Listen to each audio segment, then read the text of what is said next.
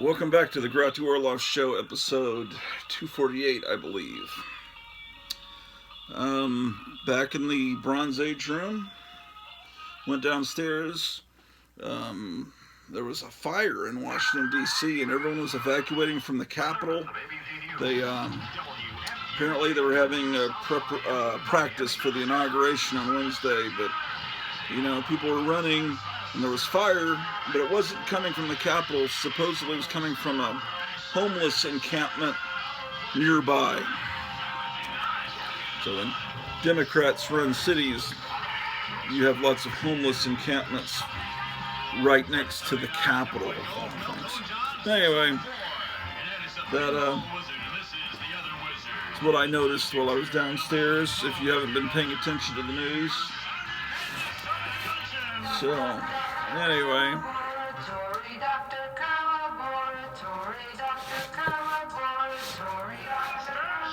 Vault of Evil, Weird Wonder Tales. This is a great comic. Okay, so what we're doing is we're building the collection back better. This Doctor Strange 15 is in my light, but it needs a backing board, so we're correcting these problems. Alright.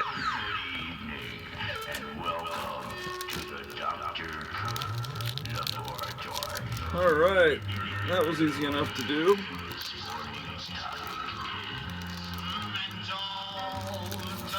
Whew. Doctor Strange.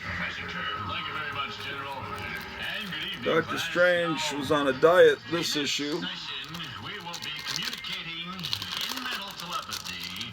And again, we have the always heroic Evel Knievel on the back cover. 25-cent era. This is another attempt to get you to mutilate your comic books. You had to cut this out, and it's a puzzle piece, and I forgot about that. Right before they did the yeah, that's stupid. Oh yeah, this was a great book. I remember Son of Origins of Marvel Comics. Origins of Marvel Comics. I remember getting that as a Christmas present. Oh wow. There's a Richard Nixon guest appearance in this issue. So this is a key issue. I'll have to have it slabbed.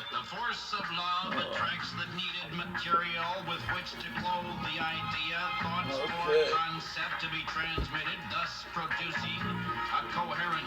When I put it on other stations other than Radio Gratu, it's always annoying a little bit.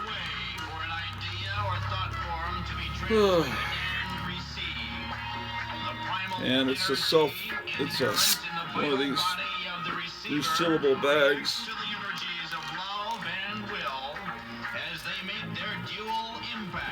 Okay, so 12 and 15 of Doctor Strange need to get filed.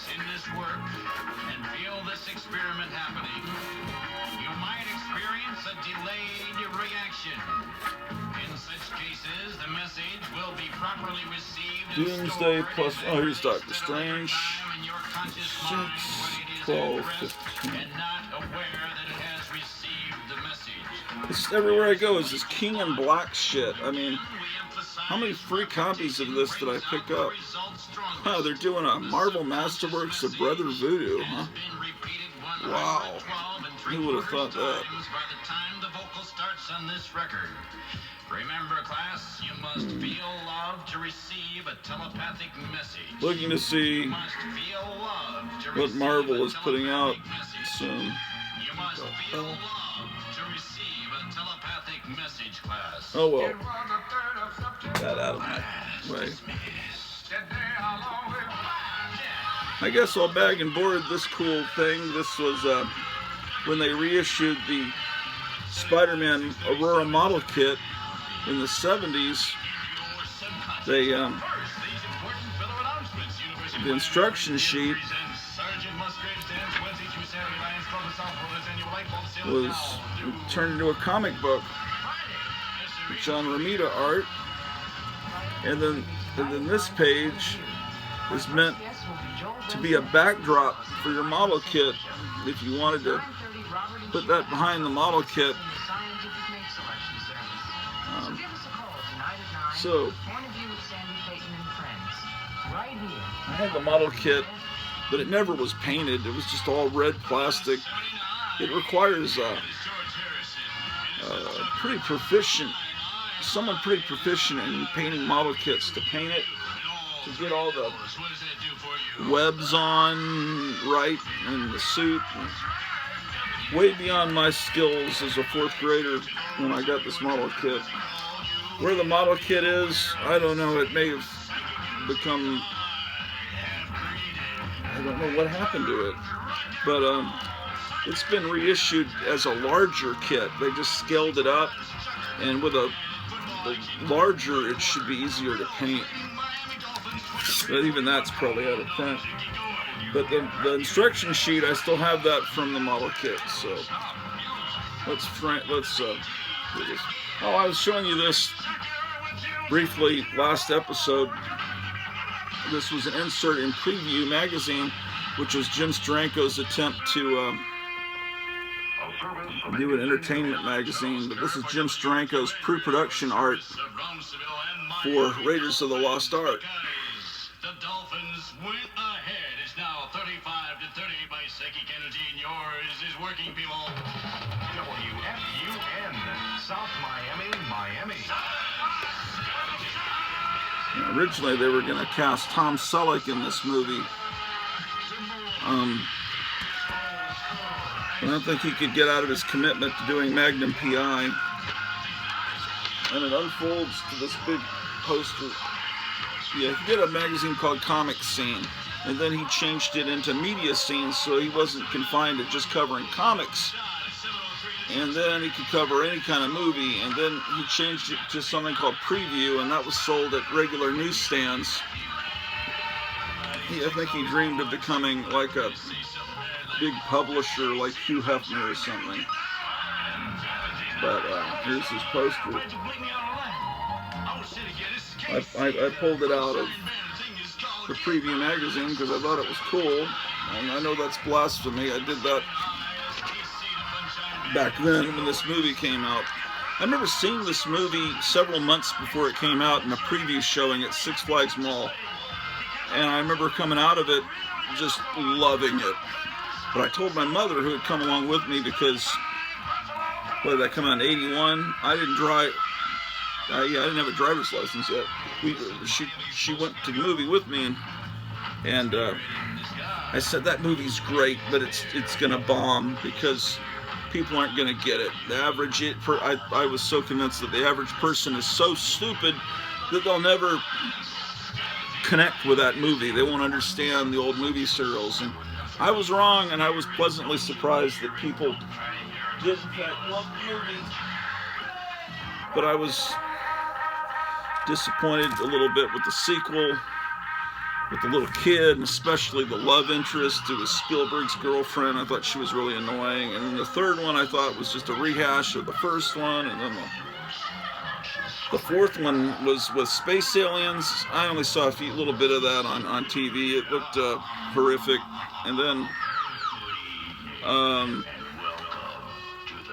what else? Oh, and then there was a TV show, Young Indiana Jones, that was just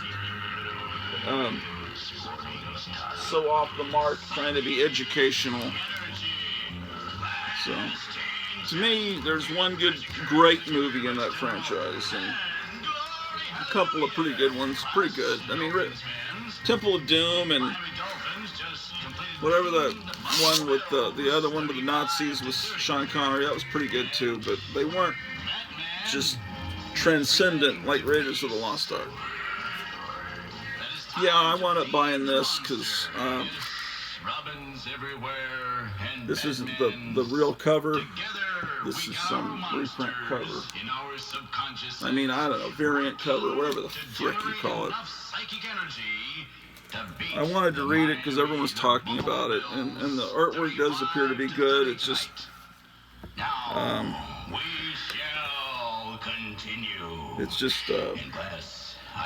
a lot of weird male nudity and stuff. Whenever you open it, all I see are people's butts, guys' butts. Seems a little unnerving in a comic book, you know. Oh, this DJ is so annoying. Let's get Gratu Radio back on. This guy makes me appreciate what a wonderful DJ I am. Oh, gosh. Okay. Book 1, Book 3.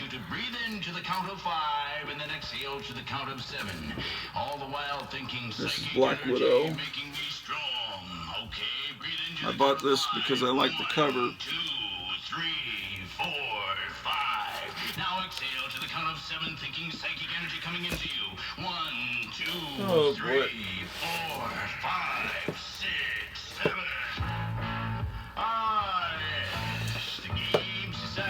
Oh man. So Batman 3 Jokers. Oh, here's the other one. Book 1, Book 2,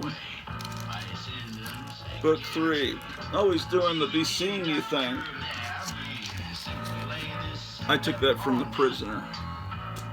I'm sure it has some Illuminati kind of weird meaning. That's what happened. You repeated and all. That's right. That's because, see, that's not Austin Roberts' version of Rocky. Black Panther, Black Widow, Captain America, Conan, 31.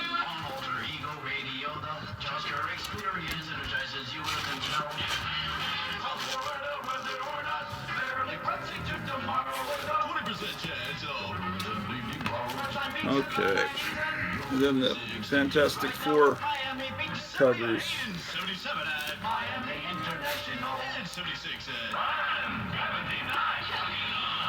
And then Antithesis.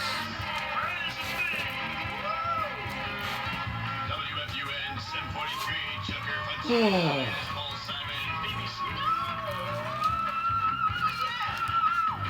So,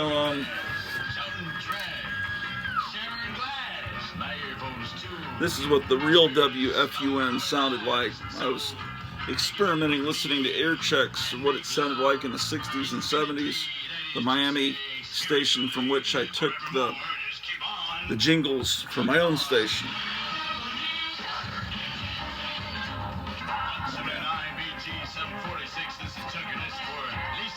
Okay, Ghost Manor would be after Fantastic Four. For Khazar, followed by Hellboy. Norse mythology. This looks like a good comic, but I haven't read it yet.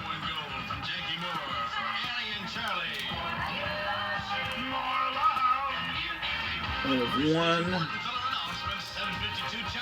and 2. Jonah Hex. Yeah, I got fooled with this Jonah Hex comic. The comic store I bought it at, one time the comic shop owner got this amazing collection. Just the most amazing stuff. But when you looked at it closely, it had all been chewed on, some more than other, by Silverfish. And it's like, so I don't know what that. And those are all mixed in with the back issues. The Silverfish buy of about 7, 8, 9 years ago. And then he bought a bunch of comics that had gone through a fire. But it only sustained smoke damage, not flame. But, you know, now you gotta look at the top. Does it have the smoky damage? And then you gotta also look for the Silverfish damage, because you don't want to make sure it's not from one of those 2 big buys this guy made. Which I would have passed up if I was a comic store dealer. But I bought this issue because I never saw it when I was a kid, and it just like, what the hell was DC thinking? Oh shit, please, god damn it. The songs are cut out. I just don't want enough of that stupid songs that they're gonna cause my video to not go up on YouTube. Because I know that the songs that I use on my station aren't going to trip the censors. 4 seconds. But first, I want to remind you, you will hear Sandy Payton talking tonight at 9 o'clock until 11. But oh man, 43 in the Dr. I'm seeing something cool that I forgot existed. You are going to hear Sandy Payton singing Jonah Hex. tonight. Listen. F-H-I-J-K. Jonah Hex before Kazar. Do you remember this comic? Isn't that great artwork? This ant here is Gratu, from which that is my namesake. And at 9:30, Robert and Sheila Appelfeld will be discussing their scientific make selection service. These dating shows from the 70s. There was one here locally on WFAA 57 AM. I listened to it in 6th and 7th grade, and it was called Hotline. And they'd play that disco song as their theme song. Hotline, hotline, calling on the hotline. And the host was Dick Syatt. And people would call up, they'd talk about themselves a little bit, and then they'd give their number, like a assigned number, like a prison number. And then guys, you know, if a girl calls up, you know, I'm 28, single, and I like to camp and do whatever, then these guys would call up and say, I really want to go on a date with 1, 2, 3, 4, whatever, and then they would hook these people up. This is in the disco era. This is 76, 77. Yeah, I remember that show. I listened to it. Kind of pathetic. That's when I got addicted to talk radio on the old WFAA News Talk 57. Oh, I would listen to Ed Bush. There was Kevin McCarthy in the morning and Ed Bush in the afternoon. Back then, talk radio was not political yet because they still had there was a law called the Equal Time Fairness something. So if you had on a particular Republican and you gave him an hour time, then you'd have to give a Democrat the same amount of time. You had to make sure you were being fair, fair and balanced, you know, like Fox always said earlier. So that was, oh, this is real loose in here. Maybe I could put this in one of these regular bags and get rid of it. Let's see. Anyway, oh yeah, that's good. It's a little snug, but it's Miss Marvel, and I don't know do people care? I guess people care. I don't know. I don't think these went up in value because of that movie, for sure. I mean, she was cool in the comics. I don't know what she is now. I think she's, I don't understand. I don't even understand. There's like Miss Marvel, and then there's Captain Marvel, and the Ms. Marvel is no longer Captain Marvel. Oh, this is also a Silver Age bag that I can put on a real comic. Let's put a regular, no.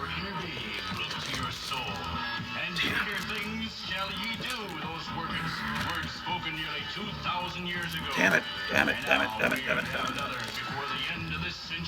What the hell is this? When one stops to consider the billions upon billions of universes in the galaxy, for our Earth to have yet another is truly a rare Earth.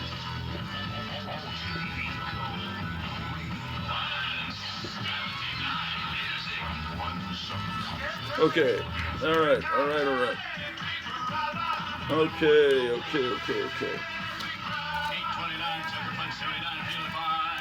Yeah, so I still listen to talk radio till this day. Ms. Mystic. Might be able to do a regular bag on this Neil Adams comic. And that'll be one less regular bag in the world.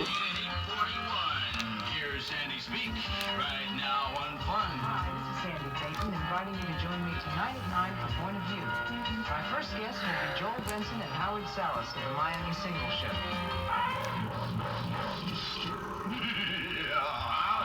I've been told Miami is a miserable place to live by my wife, who lived there years ago.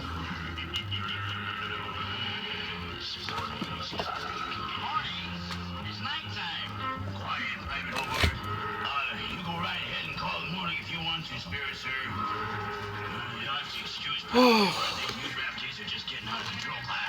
Station. Here's Professor Kerr. Thank you very All right, much, success. Good evening, class. Now, in this session, we are about to tell you the big T about God and the New universe Mutants number and the 1. Zudline. Now, you Still know haven't seen the movie parable of Adam and New Eve. Mutants 2. I'm still waiting on one of you to tell me Paradise is symbolic.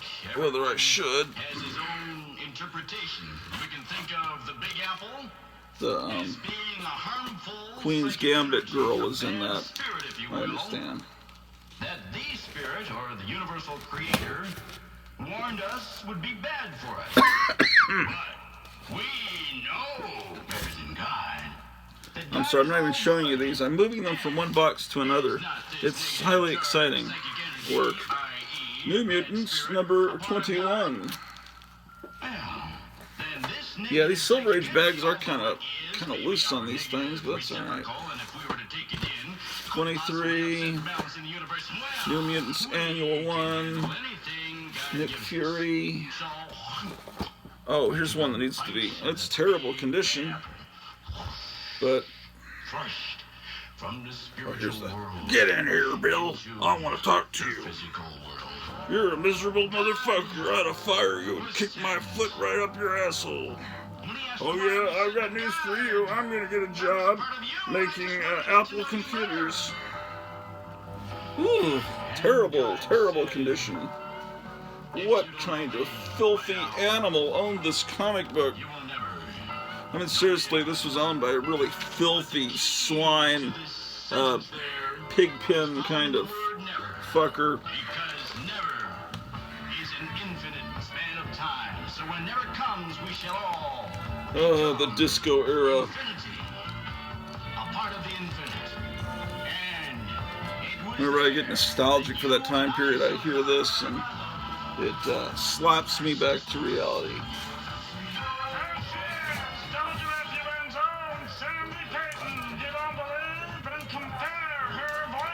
I do a much better job as being WFUN. I'm glad you guys have gone out of business and I'm the new WFUN. I'm glad of that. This one's in much better condition. So give us a call tonight at 9. Point of view with Sandy Payton and friends. Right here on WFUN. This is news from American Contemporary Radio. I'm Keith Berman, service of ABC News. It's 9 o'clock at WFUN, South Miami, Miami, and time for Sandy Payton with Point of View. Oh my goodness gracious me. Sandy Payton with Point of View. Yeah, I've been told to start my own radio station, so I'm listening to these old radio stations for pointers and what to do and what not to do. Okay, here's a 1960s broadcast, which is going to be a lot more fun than a 1970s broadcast. All right. Here it looks like I have 2 copies of this 100-page Our Army at War featuring Sergeant Rock. Lots of fun. Look at that. Okay, Silver. Yeah, I'm going to put this in Silver Age because it's thicker.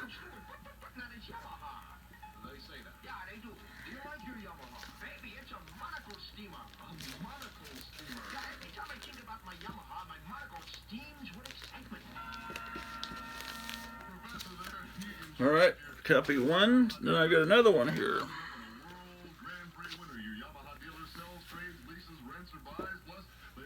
Okay.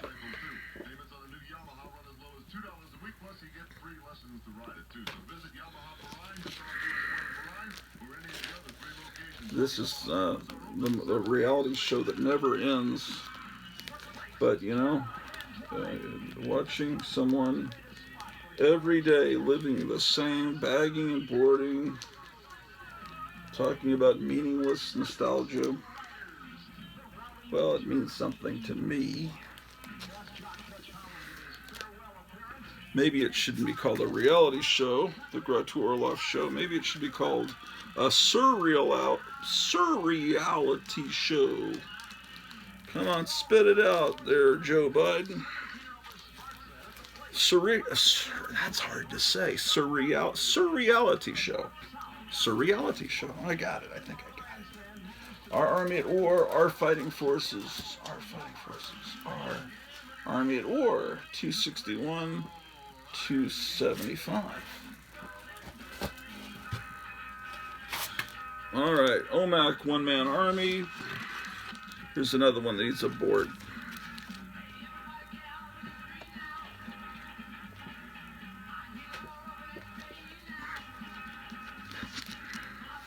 But I think I could get away with putting this in a regular bag.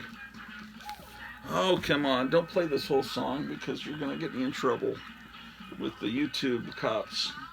I may have to go turn the sound down. Come on, Frankie Ford, you're killing me. Will it fit? Come on. Abigail Beecher, my high school teacher. Maybe if I sing over it, it won't, the YouTube Autobots. Oh my goodness. Well, this old friend of mine who is now one of the leading AI creators in the world, he's created a robot called Sophia. He lives over in Hong Kong now. A friend of mine calls me up and says they're making a documentary about our old friend. Do you have any old footage of him from back in the 90s? And I said, well, not much. But, yeah. That Sophia's a weird thing. Okay, so OMAC. All right.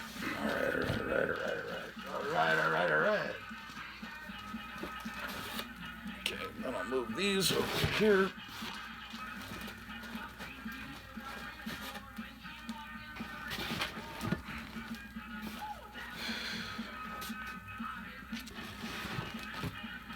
Whew. You know, talking about teachers, the song's about a really cool teacher, Abigail Beecher, my history teacher who drives around in a fancy hot rod and everything. All the guys have a crush on her, is what the song's about. Frankie Ford.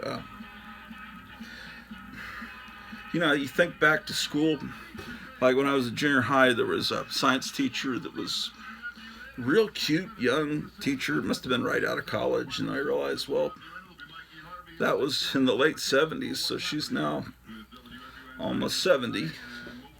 And then you just, because you remember them frozen in time, and then you realize, hey, I've gotten older, and they were older than me then.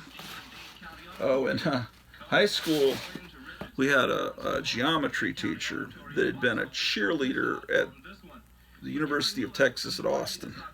And she was this long blonde hair. I mean, she was as pretty as Farrah Fawcett. I mean, honestly, I mean, she was one of that type, you know.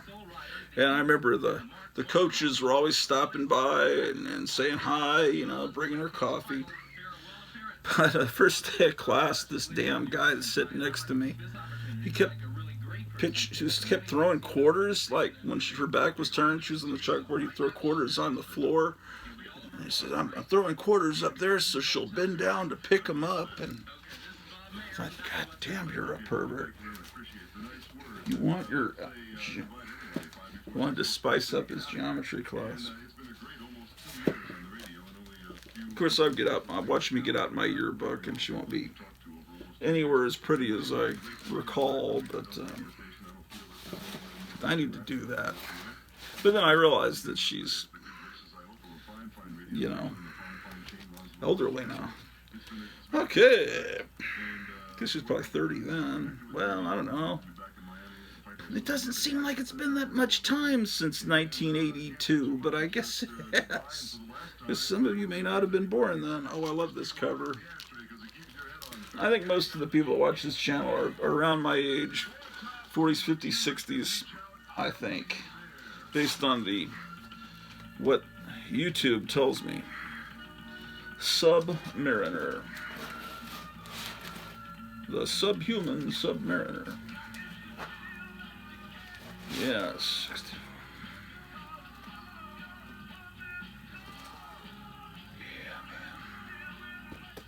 Submariner has been,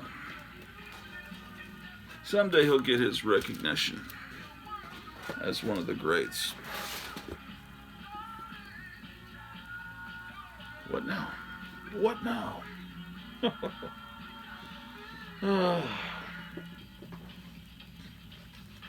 I've got to do some alphabetization, so you need to come down here. Oh shit, this song's gonna kill me, man. This song's gonna kill me, I'm afraid. God damn it, playing the whole thing too. It's gonna get me in trouble. I better sign out. Be seeing you.